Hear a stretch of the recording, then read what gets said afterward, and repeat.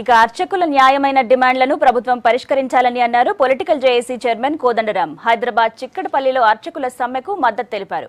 అధికారుల నిర్లక్ష్యం వల్లే అర్చకులు సమ్మెబాట పట్టాల్సి వచ్చిందని అన్నారు. అర్చకుల సమస్యలపై సీఎం కేసీఆర్ సానుకూలంగా ఉన్నారని తెలిపారు. ఆలయాల నుంచి వచ్చిన నిధులతోనే అటు ఆఫీసర్లకు కానీ అర్చకులకు కానీ ఆలయ సిబ్బందికి కానీ జీతాలు ఇస్తారు. ఇది బయట చాలామందికి తెలియని విషయం. అయితే ఇందులో జరుగుతున్న ఒక విషయం ఏంటంటే అధికారులకు ఫస్ట్కి వస్తున్నాయి జీతాలు, కానీ ఆలయ సిబ్బందికి అర్చకులకు మాత్రం సమయానికి రావు. తర్వాత న్యాయమైన వేతనాలు కూడా లేవు. గుర్తించవలసింది, మనం గట్టిగా నొక్కి చెప్పవలసిన విషయం ఏంటంటే ప్రభుత్వం పైన ఆర్థిక భారం పడదు.